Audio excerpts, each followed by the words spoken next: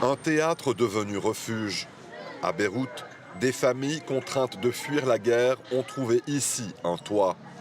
Mais ce lieu ne sert pas seulement d'abri, il reste un espace d'expression. Et cette fois, ce sont les déplacés eux-mêmes qui montent sur scène pour raconter leur histoire.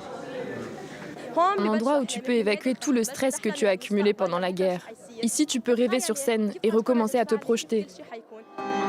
Quand les mots ne suffisent plus, le corps prend le relais. À travers les gestes, les silences, les regards, ces jeunes racontent autrement ce qu'ils ont vécu et ce qu'ils portent encore.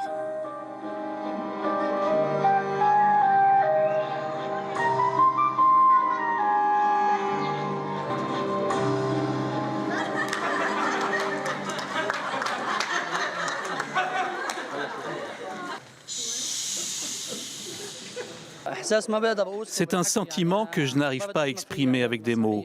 Je l'ai exprimé à travers la pièce. On a fui quelque chose, on a fui la réalité dans laquelle on vit.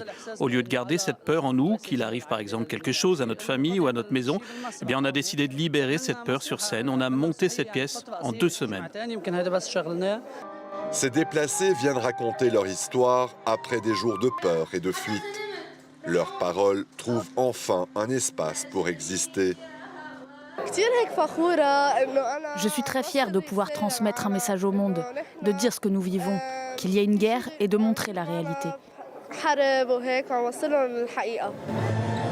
Un message qui dépasse la scène et qui interroge aussi le rôle du théâtre en temps de guerre. Quelle est la valeur du théâtre s'il reste fermé alors que les gens en ont besoin? Le minimum, c'est qu'il joue son rôle, soutenir les gens, être un refuge, une maison, un espace où il y a de l'amour, de l'espoir et de la liberté. Aujourd'hui, les ateliers sont essentiels. Le théâtre fait face à la guerre et transmet des messages humains. La pièce que nous présentons, c'est le cri de ces jeunes, leur cri contre la guerre. La guerre, ce n'est pas seulement des immeubles détruits ou des chiffres. La guerre, ce sont des histoires humaines.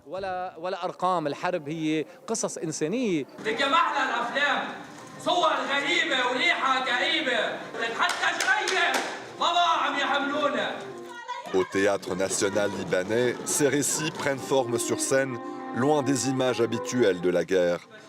Des histoires racontées de l'intérieur, le temps d'une représentation.